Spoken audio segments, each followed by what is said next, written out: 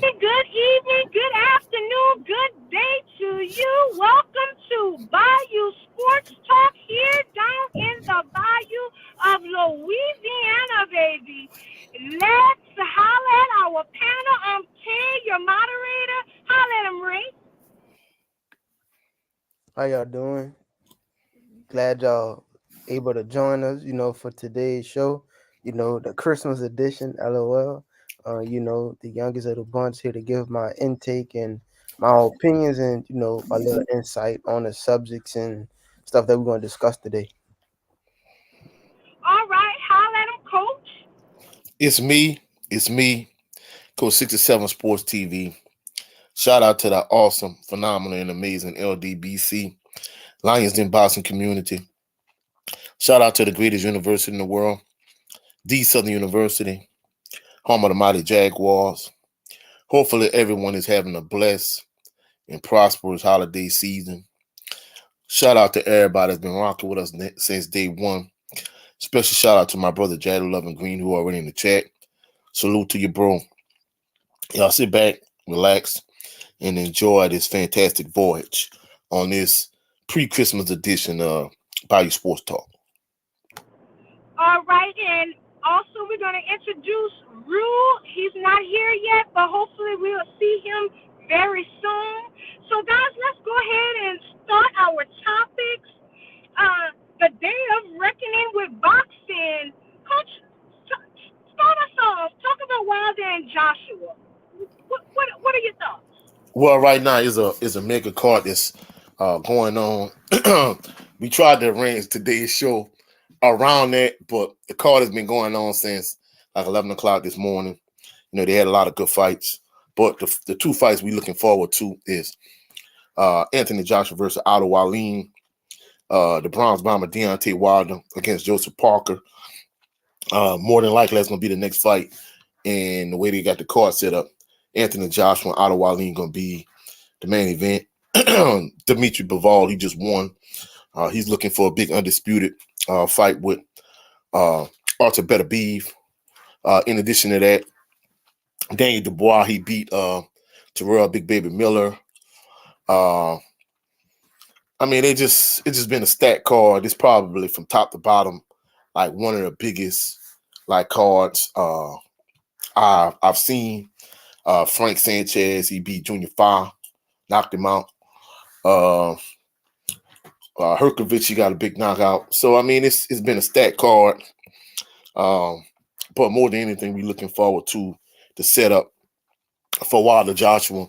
Hopefully, Joshua could get by Otto Wallin, but truthfully speaking, I think Otto Wallin is going to pull an upset because honestly, I think Anthony Joshua, from a mental standpoint, he lacks intestinal fortitude. He lacks heart. So I think Otto Wallin is going to pull an upset because I believe Otto Wallin, I think he beat Tyson Fury because Fury has a tendency to fight down to his level of competition.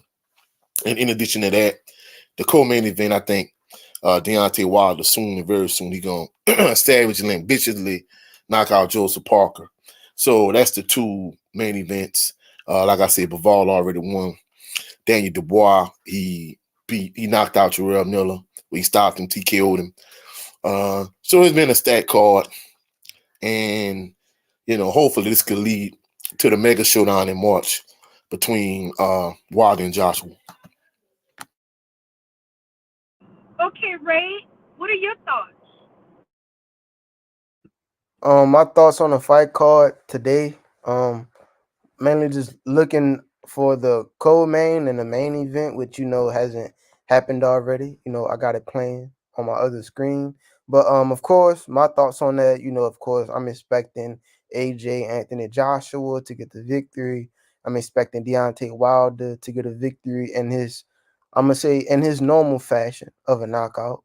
And of course, like Coach said, for us to get that mega fight, which I believe is in what March. They're planning for March for AJ Anthony Joshua to fight Deontay Wilder, and I believe I read this somewhere that the fight contract is expected to be a 2 fight contract.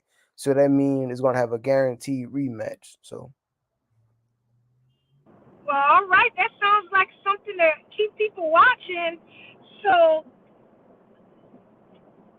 are you rooting for? Who do you think will win race? Oh, I just said I think Anthony Joshua and Deontay Wilder will win. So that is the all of the cards that you think will win that has not happened yet. I mean, those the next two fights that has Okay, popped up. okay. Well, Ray, while I have you knocking those things out, tell me what are your thoughts on the signing for the football recruiting? What are your thoughts? I mean, when I was in high school, I used to be real big on like recruiting. I remember the famous Landon Collins when he was at Dutchtown, and he chose Alabama over LSU. That made me mad too. But being in high school, having hopes of getting recruited one day, like you just and even playing against recruits, man. I played against some serious recruits when I was in high school. I remember we played against Patterson. They had two wide receivers that went to Alabama. I played West Feliciana. They had Jazz Ferguson, who ended up going to LSU. I don't think he really did much at LSU. I remember I played. We had a scrimmage against East St. John. They had some dudes that signed to Tulane and stuff like that. So and of course on my team, my classmates, they went to the next level too. So, signing day is a pretty big deal for a lot of the high school students. A lot of their dreams come true. It's a next step, for them. I remember, when my classmate Stephon Sullivan, signed to LSU and stuff like that. That was a pretty big deal for him. That gave him, the next steps, in his life. So, you're happy for some of those people. I want to say like for all of the students, you're happy for them, but just overall signing, like I don't even pay attention to it no more because you could have bust. The thing with LSU, when you look at Jamar Chase and Justin Jefferson, go look at the stars they had when they was in high school. I believe there was a 2-star. They were 2-star and 3-star recruits, and now they ripping up the NFL, and it was ripping up college. So me, like, if you ask me about signing day, you got to be happy for him, but it's kind of like it's like it could be fool's gold sometimes. Some of those high recruits, like Leonard Fournette, was the number one recruit in his class, and he showed it. But you have some number one recruits that's like this guy's not hitting on nothing and stuff like that, and like Billy Bob said in the chat, NIL is the big deal. So like it really is like nobody really cares about where these athletes are going to go, especially when you probably know if an athlete signs to the University of Kentucky, but within like a year he's going to transfer to USC because of an NIL deal. You know what I'm saying? So I'm not too fond on National Signing Day. You know, we gonna see what it's hitting for when it actually hit the gridiron and put on those pads, where it's not a bunch of one-on-one drills and stuff like that. Because I guarantee you, you will have a bunch of 2-star recruits balling on those 5-star recruits. Coaching is a big thing as well. Do you think a lot of students sign to a school because of that particular coach? Yes, of course. Why you think Travis Hunter went to JSU with Deion Sanders? Then Deion Sanders went to Colorado. Travis Hunter went to Colorado right there with him. Some of these players go to Alabama because of Nick Saban. A lot of these recruits gonna be going to Colorado for Coach Prime. Some people coming to LSU for Chip Kelly. I mean not Chip Kelly, Brian Kelly. Yeah, like it's either the coach, even like Lincoln Riley when he left Oklahoma and went to USC. Of course, he brought his quarterback Caleb Williams with him. Some of these high school kids they want to go to a college because of the name. If you would have asked me in high school, I always wanted to play football for LSU. I don't care who the coach was. I don't care if it would have been Ed Orgeron, Les Miles, or it could have been Nick Nack Paddywhack from down the street. I wanted to play for LSU. So some of these kids they will go because of a coach, and some of these kids will go just because of the legacy of that particular program. Okay, well put, Ray. Well put, Coach. What are your thoughts? What do you think about the recruiting and the signing? First and foremost, excuse me. Shout out to my brother Billy Bob. Appreciate you for joining us. But Raymond made some excellent points. Um, you know, me personally, you know, I don't get overwhelmed from of course it's the early portion of National Signing Day. You're gonna have another one, excuse me, that's gonna happen in like, February. But this the like the early phase of it. But me, I kind of look at everything from excuse me, from a Southern University lens, Southern University perspective. Of course, from a national level, on a FBS level, uh, Colorado and Coach Prime, I think they have like the number 2 recruiting class in the country. I think Ole Miss has the number 1 recruiting class in the country from what I saw. But like Raymond said, that really doesn't mean anything, because I remember at one point when Mac Brown was the head coach of the University of Texas, like at one point, like they had like a top 5 recruiting class, number 1 recruiting class for like multiple years in a row. But until Vince Young was able to get them over the hump at the University of Texas, they wasn't able to win the national championship. And I'm thinking to myself, like, dang, every year they got like number 1, number 2, number 3, number 4, number 5 recruiting class in the country. This was like for 5 years in a row until they put it all together and Vince Young had a phenomenal season. They wasn't able to win a national championship. So you can have the number 1 recruiting class in the country. Doesn't mean you're going to win a national championship. And like Raymond said, I remember one year when in the NFL for the Super Bowl, when the Patriots played against the Seahawks, it was astonishing that not one 4 nor 5-star recruit played in that particular Super Bowl. Like literally everybody that was in the Super Bowl was 2 and 3-star recruits, not 1 5-star. So it doesn't mean anything. And like I was saying, from a SWAC perspective, like last year around this time, everybody was raving about J-State, how basically they were like a Sun Belt Conference team. We knew from an experience standpoint that FAMU had, more experienced players that was coming back, like Jacquez Yant and Jeremy Musa and Isaiah Midge and those type of players. But on paper, if you look at like all the big time players that Jackson State got to transfer to replace all the players that left in the transfer portal to follow Coach Prime, Shiloh and Shador and Travis Hunter.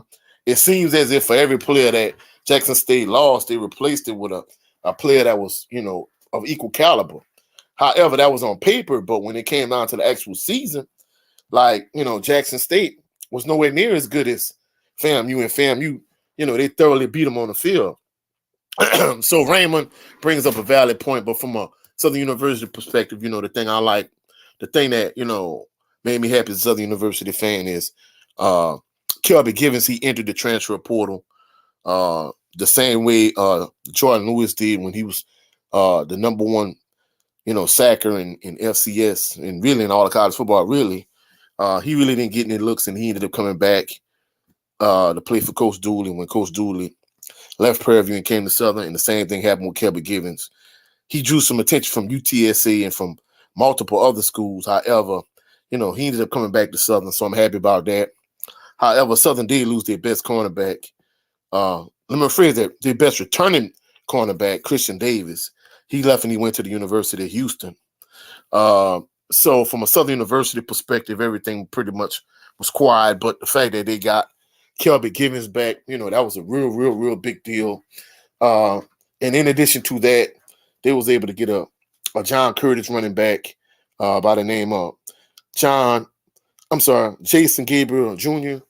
He kind of fits Southern University's prototypical running back, like a Kendrick Grimes, who's the current feature back, like a Lindsey Scott Sr., Melvin Williams Jr., like a Lenard Tillery, Steve Warford. He kind of fits the prototypical Southern University running back. They got a few linemen, but I think them getting Kelby Givens back is the biggest thing. But in terms of just the SWAC overall, Mickey Joseph had an excellent early recruiting phase with Grambling.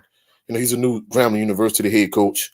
Even though he interviewed with Southern and Texas Southern decided to go with Coach Graves, and Mickey Joseph, he signed with Grambling. He had an excellent early recruiting phase, but I think the team in the SWAC that really did the most damage, excuse me, was FAMU. FAMU, they got so many top stars. They got a 4-star transfer from Florida State. They got a quarterback from FAU. They got players from basically from all of like the Power Five schools in Florida because like Billy Bob was saying, they have a lot of NIL money, so they was able to do a lot of damage. But even with that being said, they're the best team on paper. Let's see if they could convert that during the season. So right now they're the early favorite to win the SWAC again, but they got the best team on paper. Jackson State had the best team on paper last year this time, so we'll see how things play out. Well, guys, let me find out what your thoughts are about Mike Denbrock leaving LSU and going back to Notre Dame. And for those of you don't know, he's the offensive coordinator. So, Coach, tell me what are your thoughts? Because Ray brought up a valid point about students going to schools because of the coach. What are your thoughts? Well, I mean, in this particular instance, like Raymond, he brought up an excellent point. Many instances, players go to certain schools because of the school or the institution itself. Like if you look at our family, we have multiple family members that graduated from Southern. You know, myself, I could have been a 5-star player when I was in high school. I still would have went to Southern no matter what. So I think certain people go because of the institution, other people because of the coach. Like he said, that's why somebody like Travis Hunter followed Coach Prime from Jackson State to Colorado. So in other instances, the coach. But I mean, in this particular context, I mean, he's a coordinator. He's not the head coach. Now, in many instances, if he's a recruiting coordinator and he has a good rapport, bonding relationship with certain players, they will follow him in that instance. But overall, truthfully speaking, I don't think it's really going to make or break LSU nor Notre Dame. I'm sure Notre Dame is glad to get him back, but at the end of the day, I mean, I don't think he's going to be the individual that propels Notre Dame to a national championship. I mean, don't get me wrong, schematics and scheme and what you do from a coaching standpoint, from an X and O standpoint, it matters. However, I think the players on the field you have is more important than the scheme itself. And we saw that over the years with Chip Kelly, with Steve Spurrier. Steve Spurrier thought he had so much success at the University of Florida because of his scheme. When he got to the NFL, he realized, hey, you need players. And Chip Kelly, the same thing too. He had a lot of success at Oregon. When he got to the NFL, he saw, well, hey, I need players. He got players, and because Deshaun, he didn't like Deshaun Jackson. He didn't like this player, that player. He got rid of all the top players, and guess what? I mean, in college, you could get rid of a player and replace with another 5-star, but in the NFL, you can't replace like franchise cornerstone caliber players with another.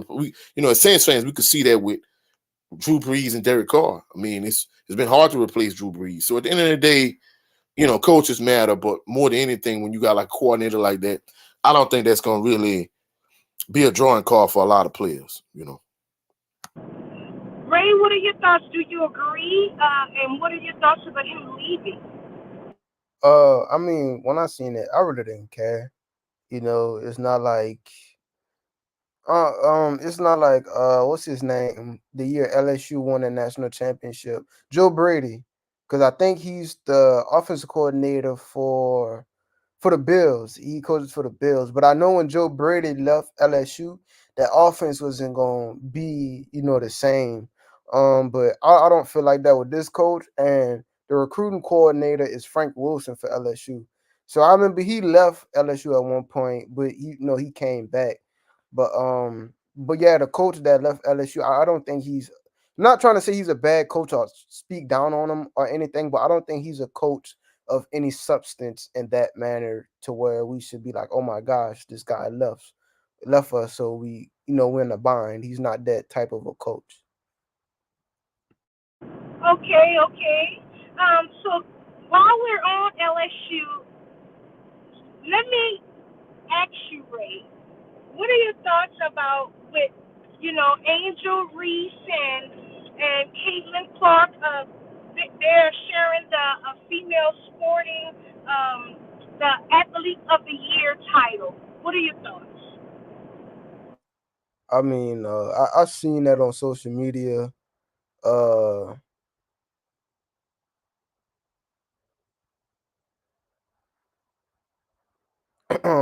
yeah, I I seen that on social media, and I seen people in the comments they were like tripping out about it, like, how can you like? I mean, I guess I could say Caitlin Clark is better than Caitlin Clark is better than Angel Reese, but I would be biased and give it to Angel Reese. For I mean, I'll probably don't need to explain why I would be biased towards Angel Reese. I feel like that's pretty self-explanatory. But I mean, like, yeah, Caitlin Clark is better. But I mean, I didn't care who won it or not. But I feel like the controversy was having like a code, like them two sharing it. You know what I'm saying? It's just like, imagine if Jaden Daniels would have been a co-Heisman winner, and somebody like Bo Nix or Michael Penix Jr. would have been the other co-Heisman Yes. winner. That would have been like, bro, like just give it to one of them. You know what I'm saying? Like, don't make all three of them like co-winners. So I feel like it was stupid. I feel like it shouldn't have mattered who won because I really didn't care. Like at the end of the day, if you ask any of them, would they rather this award or win the national championship? Both of them would say they would rather win the national championship. So And that was my next question to you. Does that usually happen? Has that happened in the past where they share the title? Uh, can you tell me? can you repeat that? Has that happened in the past where two athletes share the athlete of the year title? I can't remember. I wouldn't know. What about you, Coach? Do you have that knowledge? Do you know if in the past two athletes have shared that title? Because it just seems if she, with all the controversy that she has had in the past with things she's done, they've pointed out things. That's what it seems like. That is a problem. That it's her. That's why I'm asking that question. So, what are your thoughts, Coach? Well, first and foremost, you've had instances where people have shared awards. Been like, for example, Jason Kidd and Grant Hill was like co-rookie of the year in the NBA. In some instances, if it's a national award, you might have co-award winners. But in this particular instance, like Rainbow was saying, it's not really like a super huge award, and it's not a big deal. But at the end of the day, I'm gonna kind of say the non-PC version. I think Randall kind of cleaned it up a little bit. He gave you like a politically correct version of what he was saying. Me personally, I think at the end of the day, I feel like uh I feel like Andrew Reese is a better player than Caitlin Clark. I think they both exceptionally talented players. More than anything, I think they split the award because then there's a race thing. You know, feel like I feel like Angel Reese is a better player. Caitlin Clark is a very good player also. But to be politically correct from a racist standpoint, they split the award between the two individuals. I mean, it's not the National Player of the Year, but it is like an AP type award. And those two players from the spotlight perspective, they pretty much dominated college basketball last season. So I think that's the reason why they split the award. But me personally, I feel like basically Andrew Reese should have got it, but from a PR standpoint, I think they had to throw Caitlin Clark in there, if you ask me. Okay, so Coach, let me ask you this: what are your thoughts about the college football playoffs? I know we've been having a lot of bowls going on and whatnot. What are your thoughts? Well, I mean, in terms of the college football playoff in general, there was a lot of controversy. Raymond and I talked about it on last week's show from the perspective of basically, Florida State went undefeated during the course of the season, and they didn't get the last playoff spot.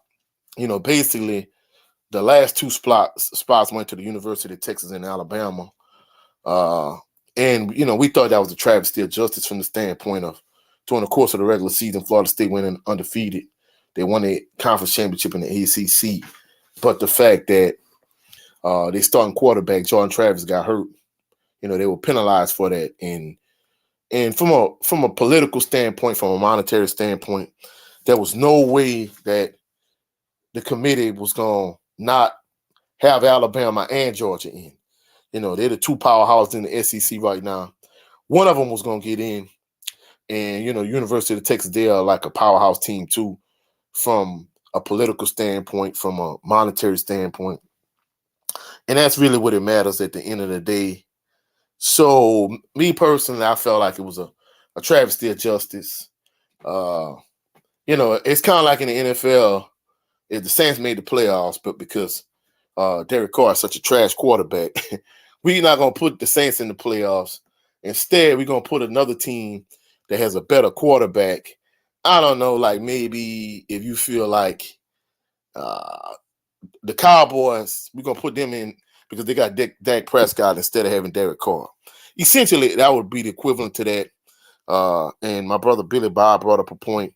He said basically Florida State in protest, they're not going to play in the bowl game. But in terms of the playoff itself, because of the way things played out, hopefully Alabama lose, hopefully University of Texas lose, and hopefully we could get Michigan versus Washington. But I don't think that's going to happen. More than likely, I'm going to just be truthful. I think Alabama going to win the national championship again. Hopefully I'm wrong, but I don't think it's going to play out that way. So let me ask you this. What are your thoughts about the game FAMU versus Howard, how FAMU came out victorious? What are your thoughts? Who were you pulling for? And do you think it was a good game? What are your thoughts? Well, of course, I know you was ill last week. You were a little bit under the weather. We addressed some of my brother Chandler Jared Loving Green. The Celebration Bowl, it was an excellent game. Even though despite it being a great game, the fact that Jackson State, Southern played in it, not attendance, but the ratings and the interest in the game was at an all-time low. So hopefully Southern could get back in it, even out Southern Jackson State, because from a FCS standpoint, at one point, like in the late 90s, those two teams like led FCS in attendance. But it was an excellent Celebration Bowl. Howard jumped on FAMU early, and FAMU came back, and FAMU was able to pull it out at the end and get a win. And of course, so as a result, FAMU won the Celebration Bowl and they won a Black National Championship. Coach Willie Simmons, he was able to take that good momentum and spin it forward. And he got a phenomenal recruiting class. We talked about that earlier. But it was an excellent Celebration Bowl. Probably outside of the FBS playoffs, with Michigan, with Washington, with the University of Texas, with Alabama. I'm going to be truthful. That's probably like the only real bowl game I really was looking forward to, the Celebration Bowl. I'm not really, like all these other bowls to me, they're meaningless, they're pointless at this point. I mean, don't get me wrong, when I was like Raymond age, I used to watch every NFL game, every college bowl game I could around this time of year. But I guess since I got older, I got a little bit jaded. So I'm at the point outside of Celebration Bowl, all I'm really concerned about is the playoffs, and that's about it.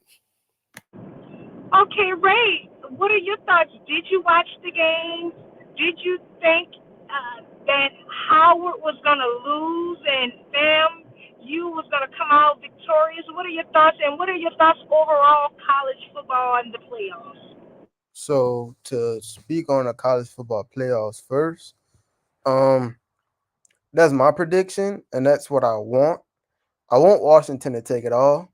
Of course, obviously, I wanted Jaden Daniels to win the Heisman, which he did, but I do like Michael Penix Jr.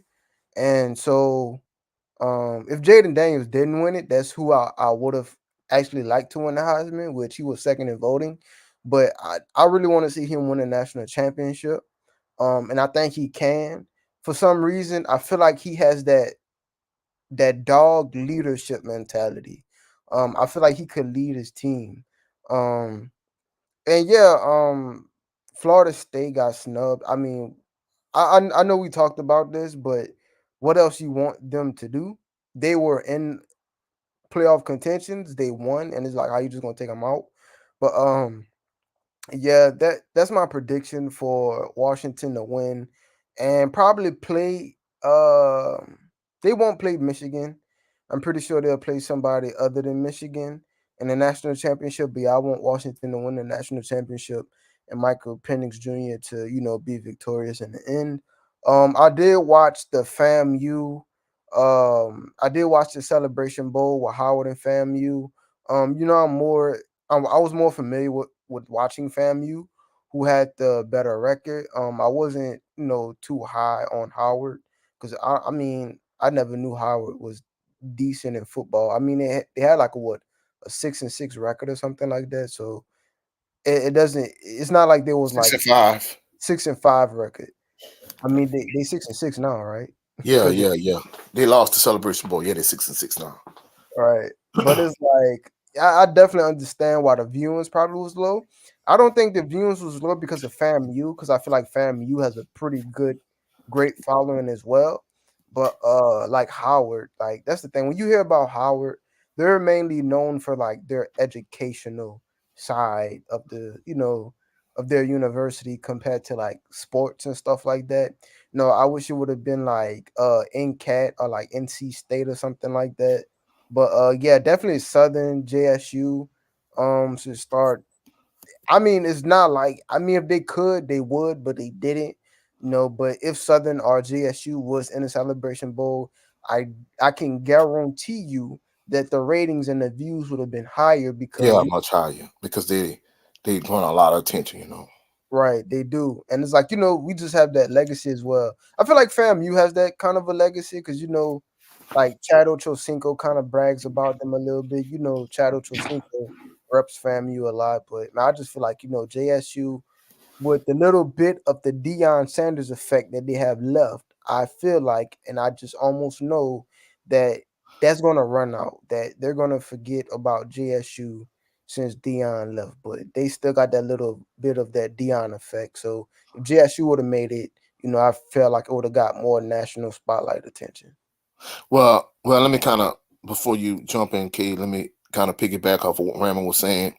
He made an excellent point. I think North Carolina Central was the team that beat Jackson State last year in the Celebration Bowl, and the fact that Jackson State was upset the last 2 years in the Celebration Bowl, and a SWAC team hadn't won a Celebration Bowl, since I think like Grambling and Devontae Kincaid. It was a while.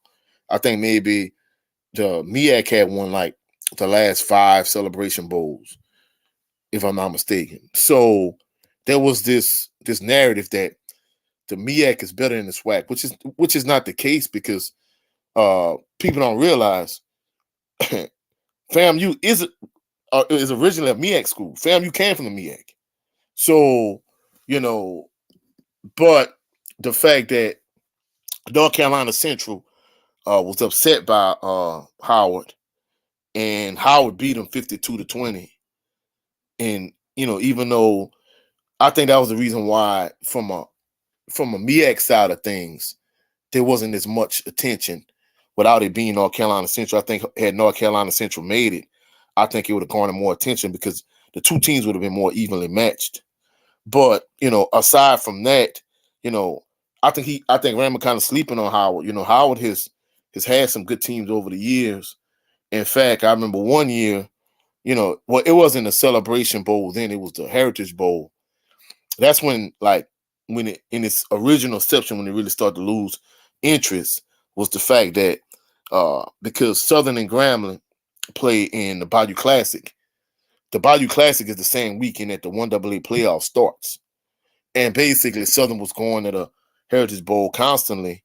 But, Coach Richardson, he didn't think it was fair because what was happening was Southern was going to going to the Heritage Bowl, but the MEAC was sending their top 2 teams to the 1AA playoffs because the SWAC wasn't sending a team because Grambling and Southern, essentially Southern kept winning the SWAC. So he was like, we in a no-win situation. We the top team in the SWAC. They're the third place team in the MEAC. So basically, if they, if we win, we should win. If they lose, it's an upset. So we in a no-win situation. But one of those years Howard did upset Southern. Southern had beat them earlier year, but Heritage Bowl, basically Howard upset Southern. So Howard has been known, not maybe like a consistent power like North Carolina A&T recently, or maybe even North Carolina Central, but they've had some good teams over the years. But like we were saying, it's essentially in terms of interest, like in the late 90s, like 98, 99, there were like 4 years in a row where Southern and Jackson State, they kept alternating who led FCS in attendance. So even the 1AA playoffs y'all watching on TV, like Southern and Jackson State, from a attendance standpoint, whoever those two teams are, they smacking them, and they ain't even close when it comes to attendance. So that's why I say it's going to be, and to speak to his coach Brian point, like JSU been had swag in terms of, like, I mean, don't get me wrong, they're not getting the kind of national attention that they was getting with Coach Prime, but JSU been having a fan base and a following and swag long before Coach Prime even came into the picture. So that's one narrative I kind of didn't like. You know, I mean, don't get me wrong, I know he took a lot of attention when he went to Colorado, but hey, JSU, they've been known for having swag.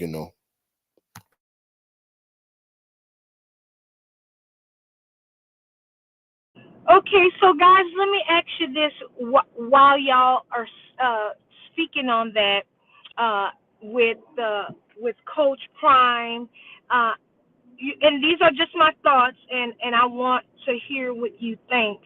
But I think Coach Prime did fairly well for what he started off with, since this is his first year there, and and he was getting a taste of what he had, what he needed to work on.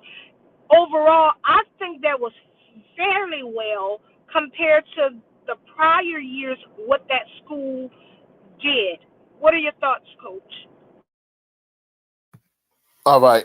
Before I get to your Colorado point, K, just to kind of address what Billy Bob was saying, he was saying in terms of the Angel Reese, Caitlin Clark thing.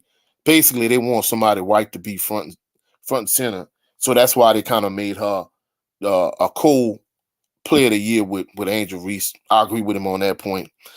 Yeah, Uh, and that's basically what what I was trying yeah, to yeah, yeah, get yeah. at. Yeah, he kind of picked up on that, and he was saying basically Georgia and Florida State should be in the playoffs, but he was like, in terms of the way like the playoff structure is set up right now, he was saying he think history is on Washington's side, and he was like, lastly, he said you can't bet against Coach Saban in the playoffs, which history shows us that also. But back to your Coach Prime point, you make a valid point, K. Uh, he, of course, once he left Jackson State, a lot of the national spotlight and national attention, he kind of took that with him. But when you're considering what he did this year at Colorado, considering where they were last year, they only won one game last year. And when you consider that, they won more games, they got more of a following, they had more success than they had. And if you look at the recruiting class he has, basically the biggest area of concern, issue they had was the line play up front on both sides of the ball. He got a lot of linemen to protect his son. And in addition to that, he brought in, a couple decent players. But, you know, the signing period that was just the first phase of it. So he still needs to address the defensive line situation. He needs to Put that light address on, some bro. defensive line issues. And in addition to that, just the overall defense. So I think Coach Prime did an excellent job, with what he had to work with with Colorado. And of course, let's welcome Rude Dog, y'all. What's down with your family? What's Sound up, with Rue? sound with your Kim Lo? What's up with your baby Bach? What's up, Bunny Bread? So, Rue, we are talking about college football. What are your thoughts where they are? I brought up the thoughts about Coach Prime with Colorado, and I was saying that I think he did a fairly good job with what he was working with, since this is the first year, getting a taste of what he was up against, what he needed, basically scoping things out. What are your thoughts? I think he did a fair job. To be honest with you, but I guess he just thought he just could bring all the athletes over there and just win. It shows you, it starts up front on both sides of the ball. You have an offensive line and a defensive line, and that's how it started. It wins in the trenches. Coach, you could speak on that. There, the trench, about that, But anyway, though, Yeah, we just said that. it starts up front, so I guess he gonna dominate up. He gonna get him some linemen. He didn't spot that out. So he did a good job. But I think the best player in college football is Travis Hunter. He gonna have a monster year coming up. So they're gonna be on point. I just don't like, and this ain't got nothing to do with the subject. I just don't like they took the Pac-12 off, man. I used to like the Pac-12, from Reggie Bush days. So I just don't. That's the only thing I don't like. But other than that, I think they're gonna do great this year. I actually project them being in the top 8 coming up next year. So shouts out to Dion and his supporting cast. Okay, Ray, what are your thoughts? Do you think Coach Prime did fairly well? And tell me, what do you think some things that he may need to focus on for the next season? I mean, for his first year, he did alright. I still feel like this season was a failure for him. Reason why he should have made the playoffs. Excuse me, not the playoffs. They should have been bowl eligible. Some of those games that they lost towards the end of the season, they shouldn't have lost. But they ended up losing those games and they wasn't bowl eligible. But I mean, this is first year here. Um, this team had what, one win or no wins last year, and he managed to get four. But think about it, man. He got high standards and high expectations. I'm pretty sure he wasn't satisfied with this season. Even though some people, will give him the benefit of the doubt. That's like if Nick Saban goes somewhere. Nick Saban, how great of a coach he is, man, you expecting Nick Saban to kind of turn that program around, especially with the type of situations that Coach Prime was in. Some of those games that they lost, they definitely should have won those games. But I feel like something that Dion need to fix. He need to stop being so arrogant and so cocky at times. As a coach, Well, he that's Dion. Dion been like this whole life. He ain't never changing that, cuz. man, look. Like I said, he need to humble himself and stop being as arrogant because that's the thing.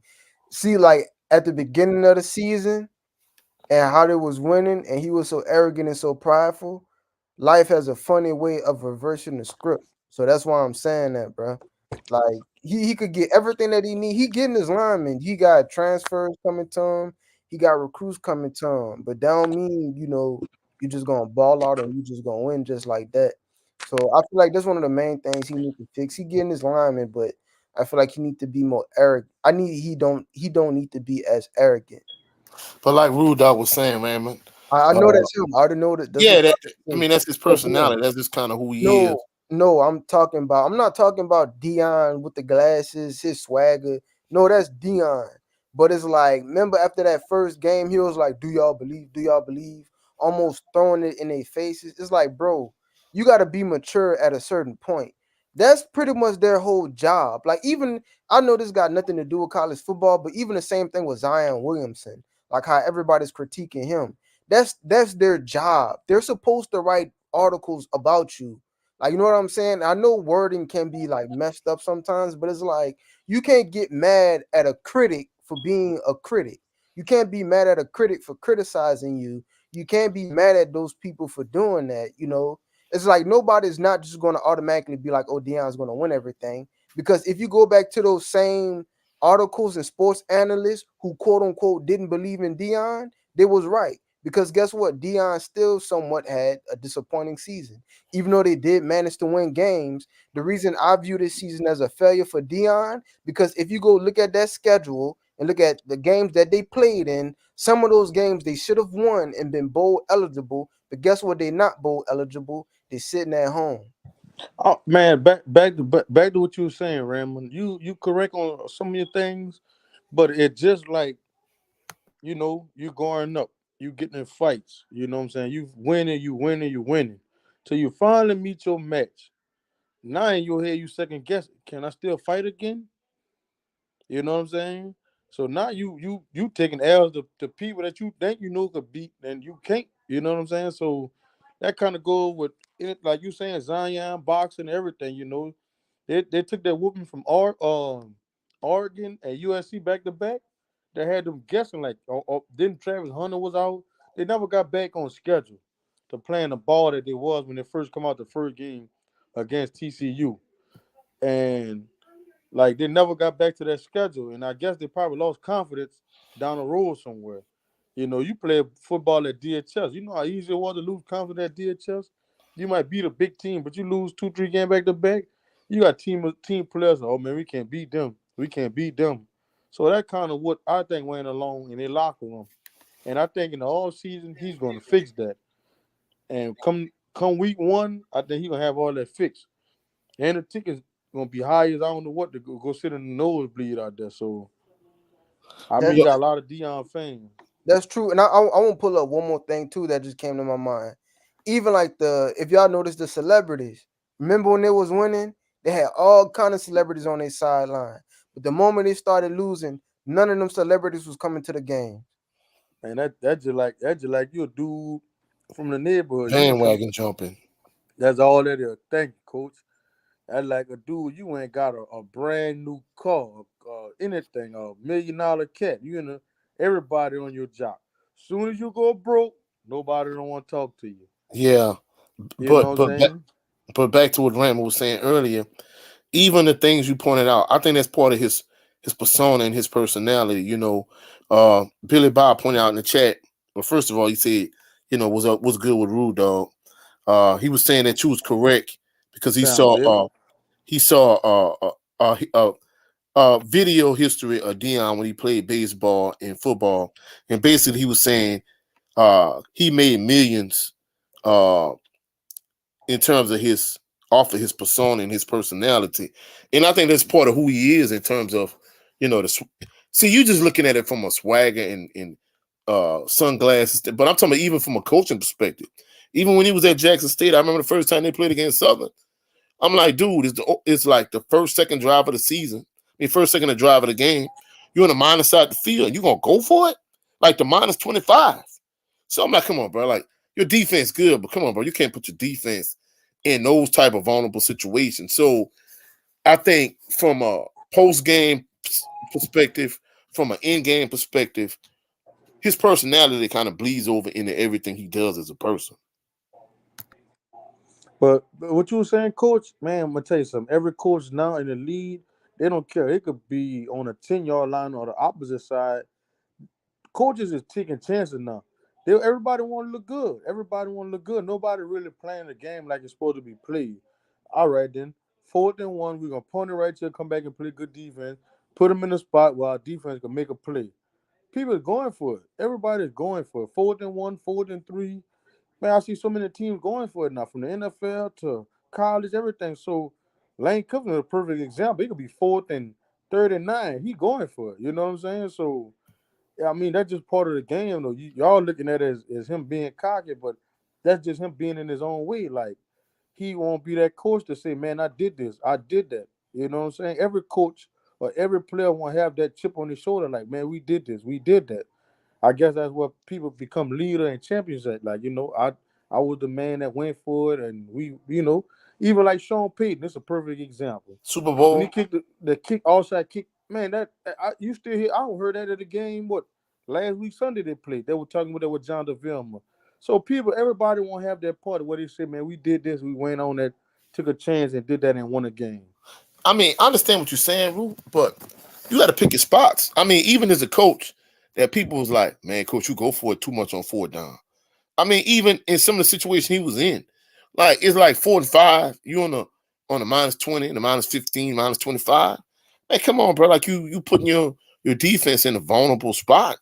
I mean, I don't care if you got the 85 Bears or the 01 Ravens or whoever. Like what I don't care what defense you got.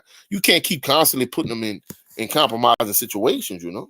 They out Man, coaching like it's Madden or something. You only supposed to go for it every fourth down on Madden on a video game. Yeah, I mean that's my point. I mean, even if you do go for it, You go for it every once in a while. You don't go for it like constantly, especially constantly on the minor side of the field. You know. And then that's the thing. I won't bring this in. That's something that the Saints did Thursday, bro.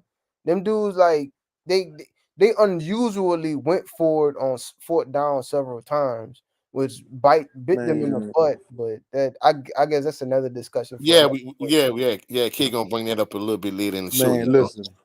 uh, listen, man. Running backs are almost extinct in the league, just like punters. They're gonna be. You ain't gonna have too many. I'm telling you, be a lot of 4th and 10. They're gonna be going for it. Watch what I'm telling you, man. It's just changing in the game, bro. Like people not really running the ball like this. It's a pass first lead now. You know, Jimbo, you could go back from the dead when it was triple wing T option. You know, option formation. You barely see that now. You know what I'm saying? So that's just how the game going, bro. I think.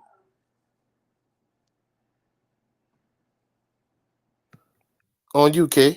Okay, cause y'all was just enjoying y'all conversation so much, I just let y'all have it. But okay, guys. So Ruth, start us off. I want you to tell me, what do you think about the Saints? Where are they going? What are your thoughts? Do you think? Because I hate to say it like this, but I don't foresee the coach Hold being on. there next season. You broke up for a second. You can repeat that for me again? What are your thoughts on the Saints with and where is the NFL going? Well, not where are they going, but Hey, Jimbo, check this out. Go get your trash bag, bro. Put it over your head. We're going back to the Ames, bro. Man, see man, bro. See, bro, I was hoping Kim asked me first because the moment she said Water Saints going, I want to say they're going home. well, Man, Hey, we but listen know though. they're not going anywhere, and that's my question. Do you think they're going to keep their coach? Because I don't foresee him no, being this there is next. my analogy. This is my game plan. Get rid of Dennis Allen. Go hire Mike Tomlin. Trade whoever you need to trade to go up in the draft and draft Jaden Daniels or Michael Penix Jr. and rebuild just like that. We need to follow the blueprint that the Houston Texans did with C.J. Stroud. They went and got them a franchise quarterback. They went and got them a new head coach, and I'm not saying they got the best team in the AFC, but you could see a definite 180. They turned around that franchise with just a new coach and a new quarterback. Man, that's what you need to do, man, because Derek Carr not it. I know Coach bring this up all the time. Me and Rude Dog were optimistic about Derek Carr, but hey, bro, that dude ain't it, man. I get tired of watching that dude, bro. And then that dude, he wait till the fourth quarter to the Saints getting blowed out 30-7 to start Yes, playing to the try to game. do Yeah, something. to pad the stats to make it look like he had a decent game. Like, nah, bro, you trash, you garbage. Like Coach said, Coach, I'm gonna give you your flowers. You was right the whole time. We should have kept Jameis Winston. We would have saved money, and we probably would have low key got a better result than what we got now. You're 100% right. You're 100% right.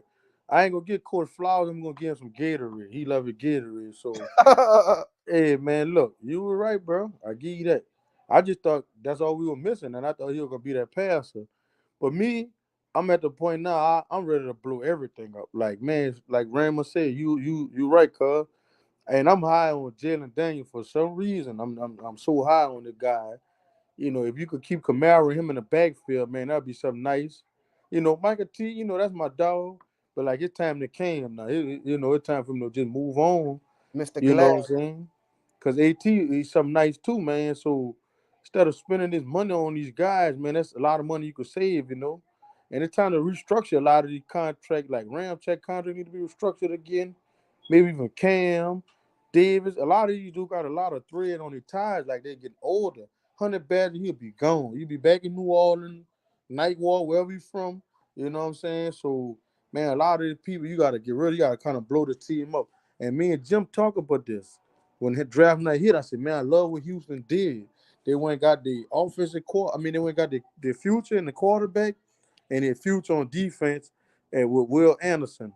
And then you also still got Derek Stingley Jr., a lockdown cornerback. So, man, Houston is only up for them right now.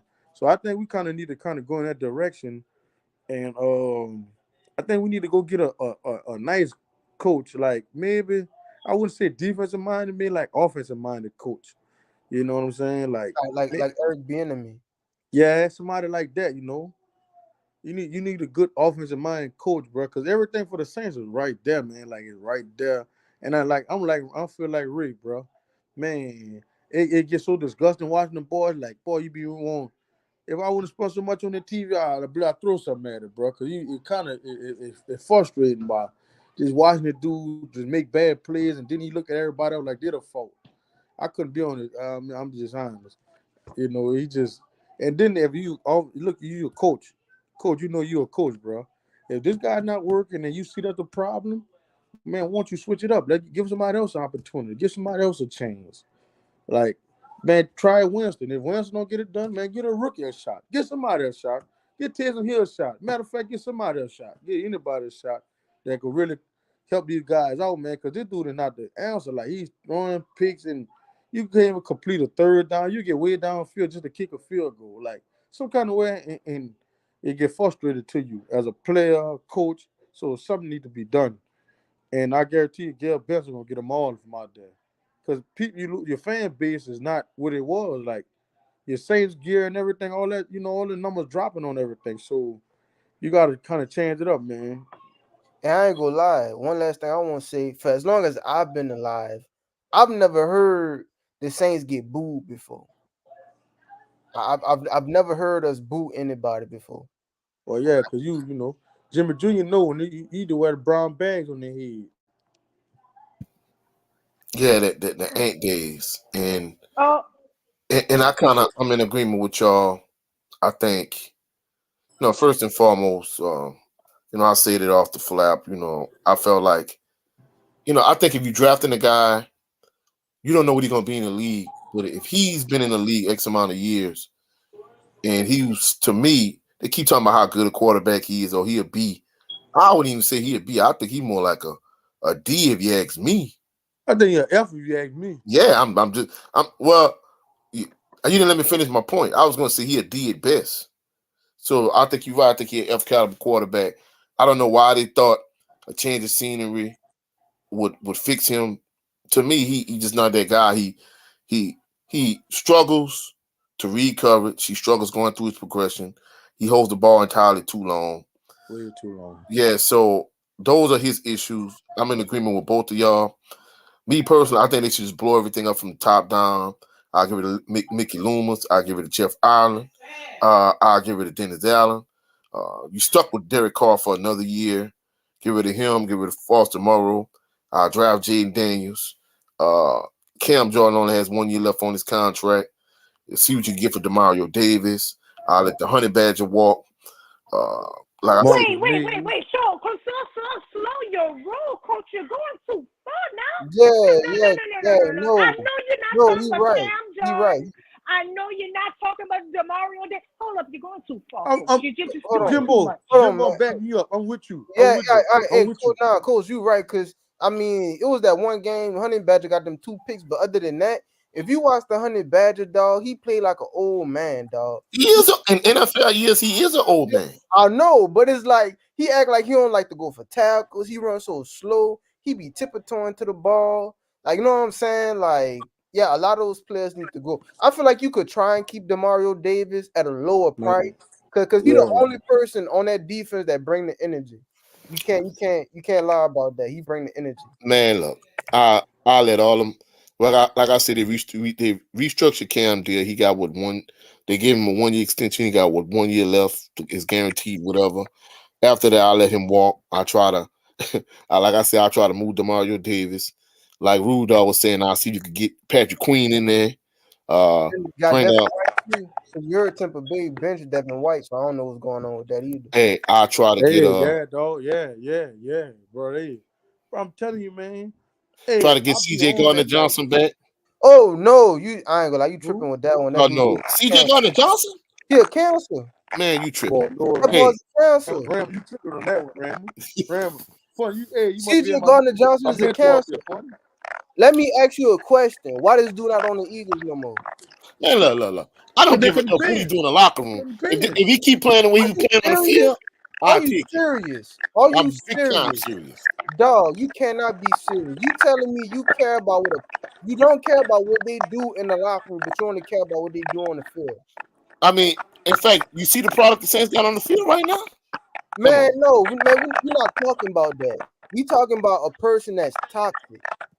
Like imagine Antonio Brown, not the beginning stage, but the ending stage of Antonio Brown in your locker room. Man, we don't care how good you is, bro. If you a cancer, you getting out of here. Man, you tripping with that one, coach. Well, you just saying that based on what they say. You do understand from a media standpoint. Sometimes they shape narratives But uh, you gotta to look have at you thinking it. I'm gonna give you an example, right? the media I not watched saying that. I watched a documentary in terms of Kwame Brown. You do understand because Michael Jordan drafted him, and people felt like he was a bust. This, that, and the third. That's the reason why, like you, when you listen to him, like he got a certain opinion, and because the narrative that they use to shape this dude, to shape what you think of this dude, is like, oh, he was like the biggest bust ever. He was trash. He this, he that. Man, Kwame Brown was a better player than people gave him credit for. If he was so trash, why was he in the NBA so many years? So, with the whole C.J. Gardner Johnson narrative, we just basing it on the information they put out there. In many instances, the Saints put out information on certain players that wasn't accurate or was kind of only partially true. You know what I'm saying? I remember even when they ended up getting rid of Pat Swilling, this long before your day, Randall. You probably could pull up Brandon Cooks when Brandon Cooks tweeted something and they traded him, and Jimmy Graham he wanted wide receiver money. They got rid of him too. So, but you kind of help proving my point. The point is this entire narrative about C.J. Gardner Johnson being a cancer in the locker room, this, that, and the third. Man, I don't think it's Don't all you think it is. And even with your Eagles point, as loaded as the Eagles was on defense, the Eagles didn't necessarily need C.J. Gardner Johnson for one. And second of all, who's to say they was going to be willing to pay him? I think it can none of them not be willing to pay him more than anything. Nah, man. That dude when he was with the Eagles, didn't he lead the league in interceptions? I mean, all right, he not with the Eagles no more. How much has the Eagles defense dropped off? I don't know. They be wishy washy from week to week. Like one week they'll play dominant, and the next week they'll get smacked up. So I mean, I don't know. But What you? my whole thing is, I'm not taking away. CJ Garner Johnson is a dog, but I'm telling you, man, it's like you could tell he's a cancer in the locker room. You could just tell. I mean, that's merely opinion. We not in the locker room to know what's going on. What are your thoughts, Rudolph? My thoughts on C.J. Gardner Johnson, I think the Saints need to go after him. That cancer stuff in the locker room, he wouldn't even feel it long enough to be a cancer. I think you're right, coach. They just didn't want to pay him. Like, you still got to pay all these other guys. Everybody got to get their money. Even Jalen Hurts got paid, so they wasn't gonna pay him over Jalen Hurts. You know what I'm saying? So in Detroit, he just got hurt this year. But man, the dude is a dog, man, and that's the reason they had like the number one defense that year. They just ain't had no offense that like what 2 years ago. You know what I'm saying? Everybody was on point, bro. And if you watch the Saints defense, everybody else copied on what they do, like with the handshakes, or even they were the first team that caught an interception and run to the end And zone. run to the end Everybody do zone. that, bro. Yeah, yeah. Everybody watching what they're doing. So if you're swagger this way and everybody jocking, man, keep it going that way. Why not bring it back with a Dave? You don't think the Murray Davis open hand, be ready for him to come back? Cam Jordan. I'm gonna tell you something about every defensive lineman. They want somebody, a dog in that secondary. You don't want nobody. You done made all this to get to the quarterback, and when you get to him, he complete a pass. That kills your morale off top. So you want somebody, a dog in that secondary, talking noise. You know what I mean? The We got penalties the he calls on other teams by people swinging at him and punching him. You need somebody like that. That's energy. That's what you're missing on the defense. No, the Honey man. We Badgers got do not have that. Marcus Mays, he don't Alante have it Taylor either. got it. Alante Taylor. Man, he get burnt a lot too. No, you Tell you the don't. truth, man. That's Man, all. dog, Alante Taylor be landing the wood. He is not. Listen, man. Check Man, the this out. referee threw a He, flag on him last week for a clean hit that they talk about was unnecessary roughness. man, we not talking about that. We talking about a guy that gonna make a difference. Alante Taylor is not Gordon Johnson, bro. He a dog. So wait, you talking about TJ Gardner-Johnson got burned too. Remember that 49ers game? Man, you talking one George play? How Kittle, many? you what George Kittle did to him? Dog, how But that's many George players? Kittle though. Man, Won't, Rambo, man, he still got burnt. Man, you acting like this man. This man was a good tackler. That was it. This man not the best coverage corner, which is man, why this boy, no, man, you gotta pay Rambo, attention. When CJ man, Gardner listen, Johnson listen, was check with this the out, check Saints, this out, when check this CJ out. Gardner Johnson was with the Saints, he played nickel. And when he went to the Eagles, they brought him to safety. You know why? Because when you play safety, you gotta cover less, man. He's not that good of a cover DB. Man, Well, you Rambo, got to realize this boy, he was a Rambo, this hybrid, boy, strong safety and nickel. They played in both in the man, strong Rambo, this safety and boy, in the slot. yeah, coach. You know one thing about football, man. When you playing football, you want somebody versatile. Elijah Taylor's a cover cornerback. This boy, CJ Gardner Johnson, do it all. Blitz Yeah, he a quarterback, queen make DB. He can plays, move him all over tackle, the board. stick the tight end, receiver, Yeah, whatever, play put safety. him in the That's slot. what you're looking for. When you're looking for a player in the draft, man, you're looking for Versatility. somebody versatile, Yep. not no one dimensional. Understand that, but you making the case. I'm not disagreeing with you that he's not a good player. I'm telling you, this dude is a dog. But I'm telling you at the same time, while he's a dog, he's a cancer in the locker room. Which I know you saying it's opinionated based, but look at it, dog. Like look at how many different teams he's been on. Now, I guarantee you, I wouldn't be surprised if the Lions let him go too. Now, if the Lions let him go, what y'all got to say? Bring it back to New Orleans. No, That's man, what I y'all got to tripping, say. man. Y'all boys losing your brain cells as we speak. Imagine the job that you work on right now. Imagine if you had somebody toxic in your work environment, no matter how good they are. The fact that they are toxic, you're not gonna want to work with them, and it's gonna negatively affect everybody else. You you I you mean, got a you got a point on that, but guess what though? A lot of people look at it nowadays. He toxic, but he getting the job done, and other people can't get the job done. They're gonna deal with that toxicness. Now, So think me, about it. I think That, about it that like that's a how wife. that's how I you can have the feel though. perfect wife, but if she toxic, I ain't dealing with her. Now I mean, that's a different yeah, story for a yeah, yeah. different The day. dynamics of that situation is different. But the point of it is, Raymond, like we saying, all that is hearsay. We don't know how accurate that is. I mean, if we're not in the actual locker room to know what's going on behind closed doors with Right. CJ Gardner Johnson. Because You if know it's what I'm that saying? bad, And truthfully speaking, back to the point I was making earlier with Chip Kelly. You do understand these guys playing the NFL, they make millions of dollars. They're egos. So just because he didn't like Deshaun Jackson, he ended up getting rid of him. And guess what? Eventually, he got rid of all the good players. And guess what? They eventually ended up getting rid of him in Philly because you know why? He got rid of all his best players. It ain't like college where you could just replace this 5-star player with another 5-star player. Man, you can't replace franchise cornerstone players like that in the NFL that easily. So that kind of goes to territory in the NFL. These guys arrogant. These guys buttholes. They make millions of dollars. The whole locker room cancer thing. Like I said, we can't prove that, but you got to realize if you just go through the annals of sports when it comes to the NFL and NBA, and you got all kind of guys that was great players that was buttholes like Jordan and Kobe or whoever. I mean, Draymond That's Green. part of it. Draymond Green, a prime example. but Yeah. coach, I So like so that, Jay. Coach, I like you been listening to me a lot, Jay. Coach, you been listening to me a lot, yeah, bro. You know I like them kind of players, me. All right, y'all gonna but see. no, see, I'm not gonna lie. Now, see, now the point I didn't like with you is you felt like I should take nonsense on the middle school level. Man, you're a teenager. I'm not kissing your behind. But in the NFL, these dudes make millions of dollars. What you expect them to be? But that's the thing, man. These dudes are like these coaches are like 60, 70 years old and stuff like that. You know what I'm saying? Like you gotta have some level of respect and dignity, dog. You know what I'm saying? You can't walk around with no class, dog. Then that's the thing about it too. You represent that organization and you gotta be an example. So that's what I mean. Like that's why the NBA doing what they doing to Draymond, man. You got little kids watching that stuff. They seeing how Draymond Green carrying himself. They gonna think that's cool when that's really not cool. So you know what And I'm saying? Raymond has a point because you want somebody to represent you and that is behaving in a honorable fashion. Because if Right. somebody's out there boastful, talking ugly, and they're supposed to be representing you, have your brand on their chest, and they're not a and they out there.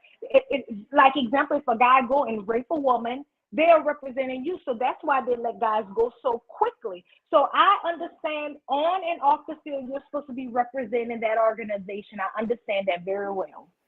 Right, But King, and but that's King, what I'm saying. in the instance of Draymond, we could see Draymond acting out on the court. What Raymond is talking about in terms of CJ Gardner Johnson is hearsay. We can't prove he can't prove what everybody's saying about him.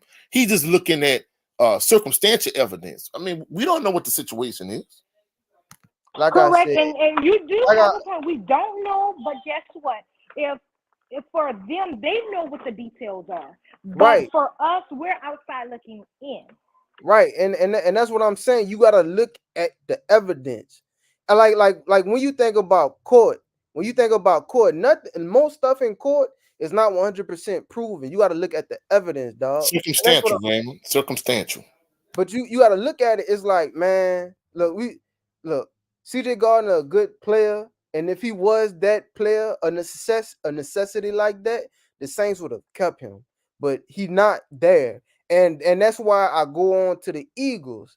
Cause when he left the Saints, none of us wanted him to leave. So I'm thinking, oh, he gonna go to the Eagles and he gonna stay there for a good couple of years.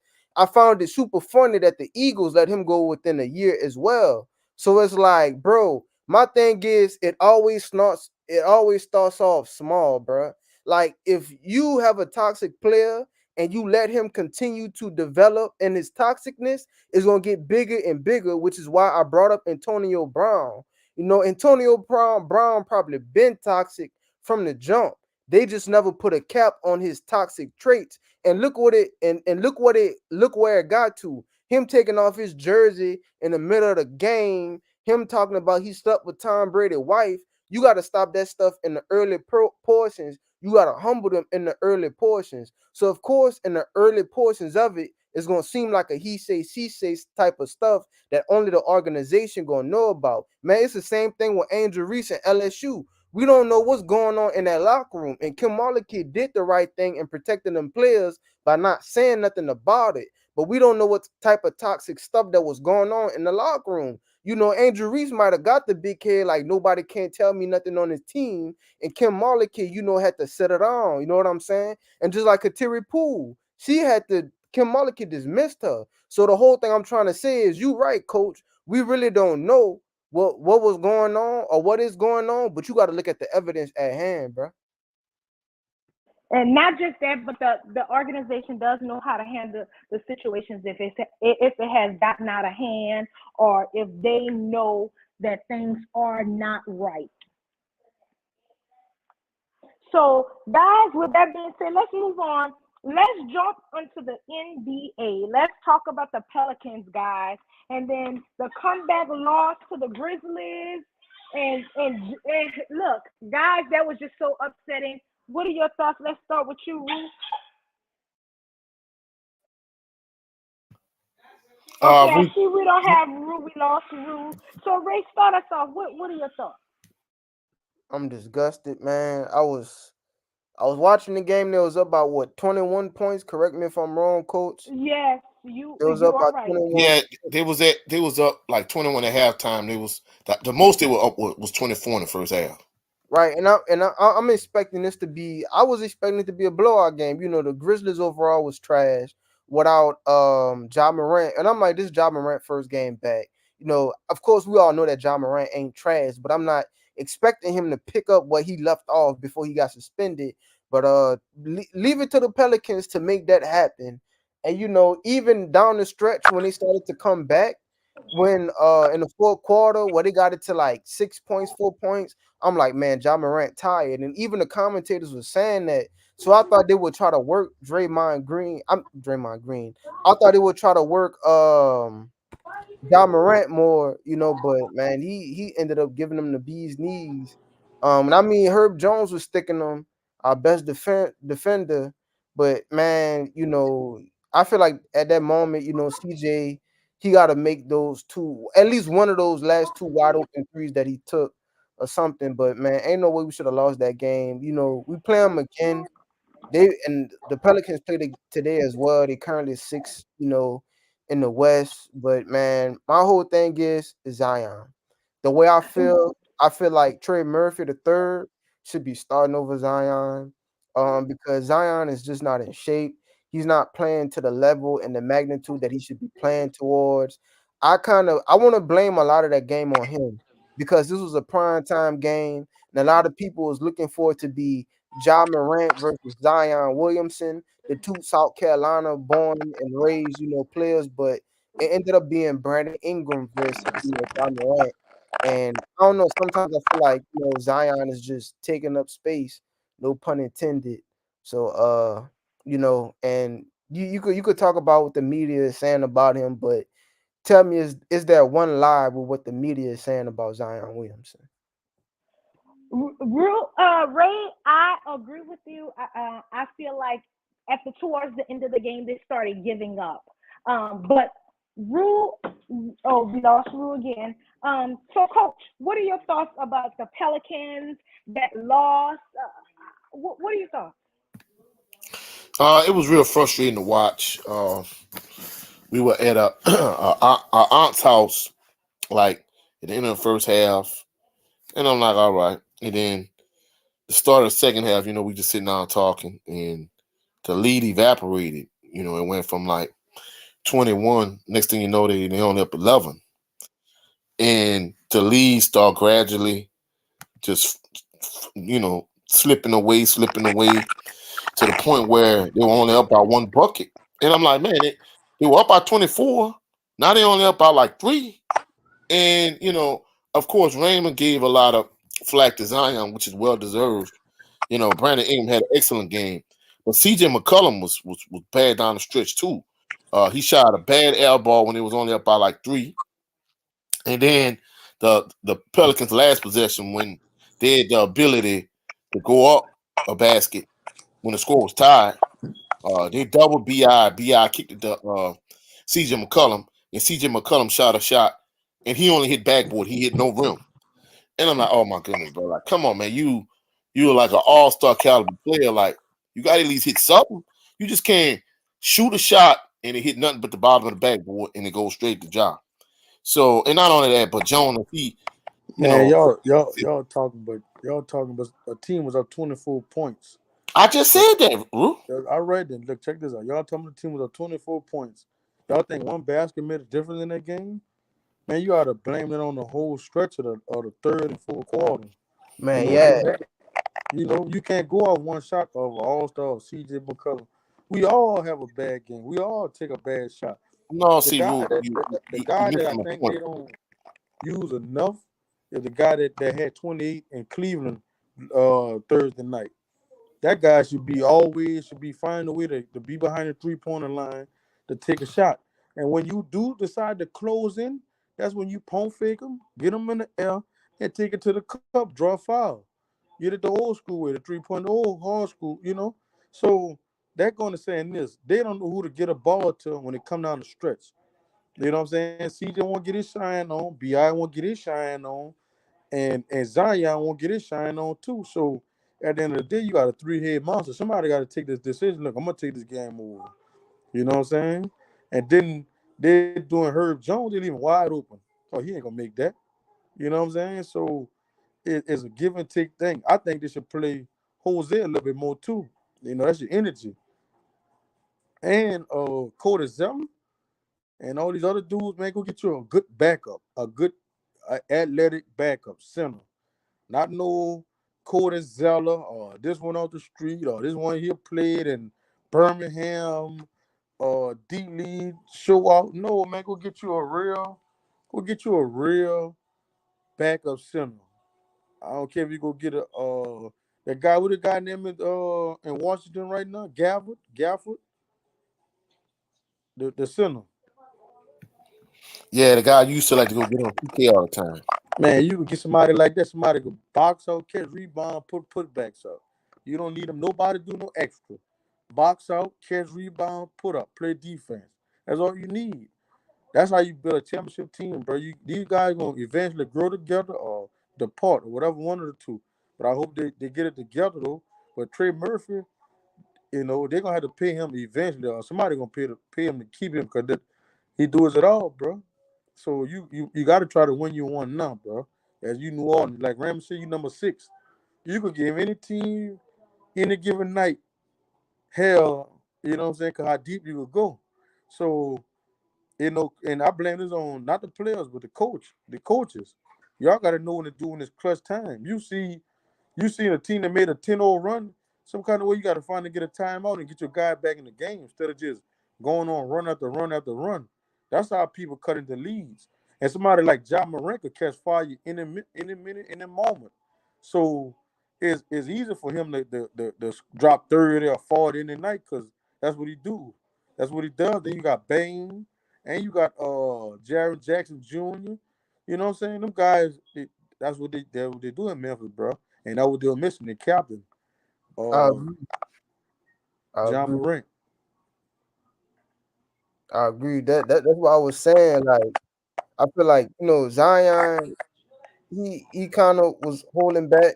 I mean, it's true, but I feel like the two shots that me and Coach was referring to could have been like really clutch shots to put the Pelicans up by three. And CJ McCollum missed.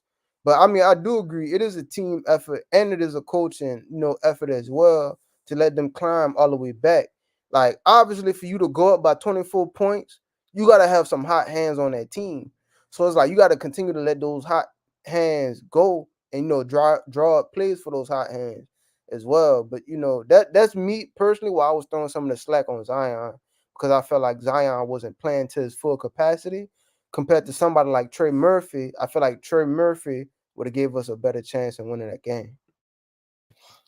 But But the thing about that, like I was saying before before Rude Dog cut in, I wasn't saying it was CJ McCollum fault that we lost the game. I mean, it was up by 24. So, you just can't blame Willie Green. It ain't just Willie Green's fault. The players on the court playing too. But the point I was making is, Zion didn't play well. I think Rama brought up an excellent point. And down the stretch, I don't know if he was tight or he was nervous or he was whatever the case may be. Like CJ didn't give you what he normally gives you. And I think the issue is, and of course, like Rama was pointing out, they had Herb Jones on Ja, and Ja just was cooking Herb Jones. So I think at the end of the day, uh, like he say all the time, you put Brandon Ingram in certain spots. But even with that being said, I mean, unless you at the nail, like in that Joel Embiid spot where you kind of in the mid post, you're not gonna be in a position where they're not gonna be able to double you. So they knew, from a coaching standpoint, they did an excellent job, Memphis, in terms of knowing that Brandon Ingram was the player that really had it going. They was like, hey, we're not gonna let him beat us. They doubled him. They left CJ wide open. He kicked it to him and he shot a shot. I mean, I wasn't mad that he missed the shot, but bro, you got to hit the rim or something, bro. Especially in that situation. It's like essentially he almost just gave the ball to Memphis. So at the end of the day, like Raymond brought up an excellent point last week. The Pelicans are kind of like the Saints. It's like they beating all the lower level teams, but yet the Lakers in the in season tournament, Memphis and Jobs returned to the to play. They lost those two games, and it's like, come on, man. It's like we got to win the games that count. man. But Okay, but hold guys. on, man, Coach. Listen. Before y'all jump to the next subject, man, the thing about the whole thing of Pelican situation, Zion don't want to elevate his game. He just want to bounce the ball and go to the cup. Man, you got to get to the point where you got to be both versatile, back to the basket. You know what I'm saying? Develop a shot. You can't just be the same big dude because your career not gonna last long, and you ain't gonna always have the knees and the legs to jump over everybody and dunk and all that. You know what I'm saying? And coach, and once you get older on the other side of 30, your knees and your springs ain't that no more. You know what I'm saying? So before we jump to the next subject, he need to find some way to work on his game. Develop a shot, back to Facts. the basket, low post game. You know what I'm saying? If you know how to do that, he could probably be on somebody level like a Joel Embiid. But this is why I also agree, man. I feel Back like to the basket game first, though. I feel like the Pelicans gonna mess around and let Zion go or trade him, but he's still somewhat valuable, man. I see Trey Murphy as a better player. Like when you look at Trey Murphy, he developed his game. He could be in the 3-point shooting contest and the slam dunk contest. He could drive to the goal and he got a shot, bro. He definitely has a shot. He has one of the best shots on the team. You give him that ball somewhere, anywhere by half court, he gonna make it. He gonna make it, bro. And that's what I think they need to go to more time than just everybody just running around the court, no identity, just taking shots. I think you need to run something with a BI across the middle, draw a double team, and let him stand somewhere behind the 3-pointer line and shoot it, bro. The other night he played Cleveland, bro. He shot the lights out, bro. Quick. Exactly. Exactly. So I Like, think you should do that more, you know what I'm saying? And give him more confidence. Like, man, you keep shooting it. Don't stop. Instead of a person like we used to play with Donnie Ray Pun. Hey, bro, I got to get the shine, bro. I got to get the shine, bro. Feed the hot hand. You know what I'm saying? hey, Rude Dog, man, I agree 100%. I feel like Trey Murphy is a star in the making right before our eyes, bro. Most definitely. The guy definitely athletic. He can shoot. I ain't gonna lie, his shot remind me of so much of Reggie Miller, bro. Like he hitting him. That's what he remind me of, shooting that ball.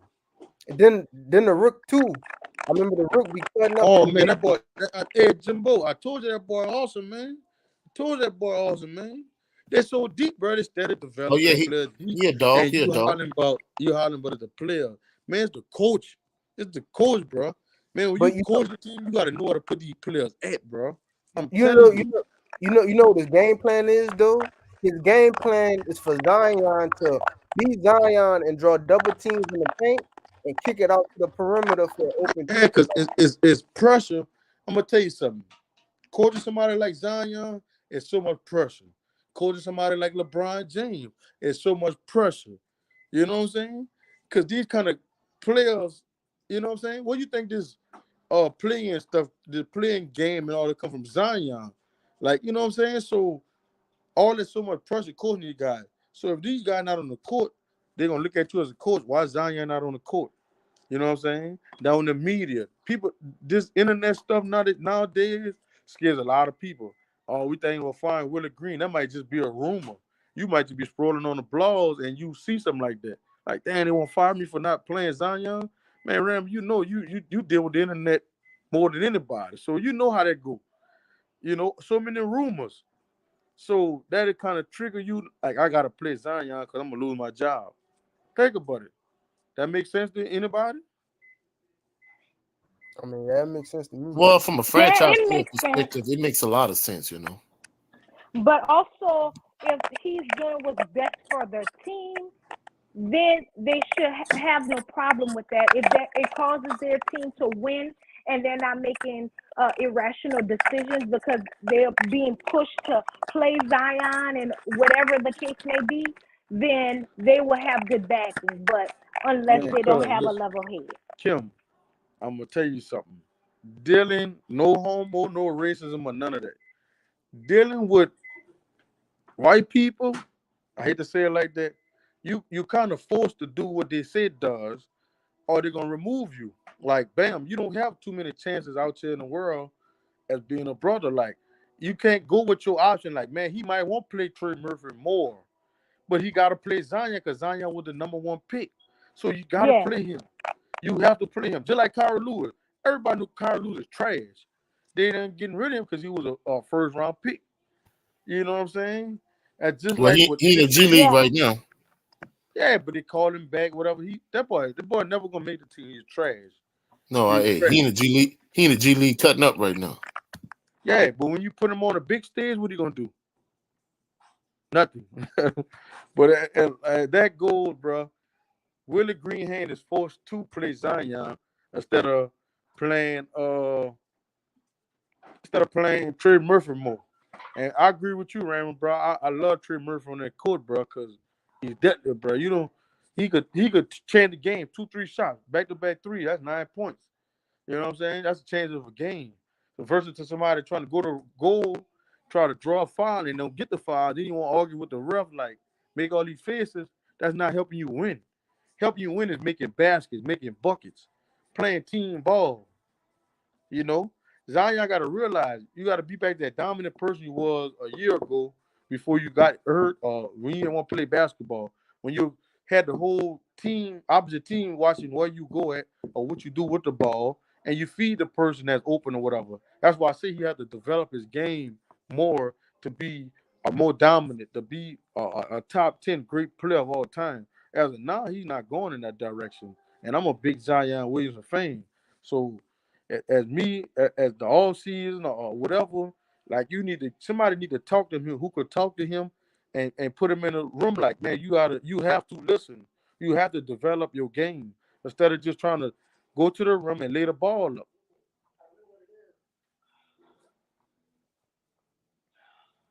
Okay, well, any final thoughts, guys? Any final thoughts? Let's start with you, Coach. Final thoughts. Well, I think we all made some valid points when it came to Zion. I think just more than anything, we just want the Pelicans to get on the right track. Shout out to Granny Ann. Granny Ann said JSU led the nation the last 10 years in attendance. All right. Shout out to JSU. But more than anything, it was a great show, great conversation. Y'all can catch me at 267 Sports TV on all social media platforms. I also started a backup YouTube channel. So y'all check me out. Y'all have a blessed, phenomenal evening. Happy holidays to everyone. We'll catch y'all on the rebound. Peace and blessings to everybody. Okay, Rue. Final thoughts. Man, shout out to all y'all, man. Y'all make this show popping. All y'all does a great job. Shout out to y'all. God bless. You know what I'm saying? And all y'all have a Merry Christmas. I hope to see y'all by the baby box house. You know what I'm saying? But all y'all have a Merry Christmas. And y'all can catch me anybody local kitchen or store, chefing it up, baby. Y'all can follow me on Instagram at your boy Black Mexican. You know what I'm saying? You can follow me on Snap at Lil Rudy T. You know what I'm saying? You can follow me on Facebook as the wonderful guy, Rudy Harvey. Okay, Ray. Final thoughts. Yeah, I enjoyed today's show, our conversation, and the points we made. You could subscribe to me on YouTube at Ray Swank. You could friend me on Facebook at Raymond Collins, and you could follow me on Instagram at _King Ray _ and the Ray has two Y's. Guys, we thank y'all for watching. If y'all have any comments or you would like us to talk about a topic, please put it down in the comment section below. Please like, subscribe, follow. Please share. Let people know, hey, we're here. We're talking about sports. And please, guys, just remember that this is the reason for the season, guys. So love the one you're with. And I pray y'all have a blessed holiday season till we meet again. Bye-bye.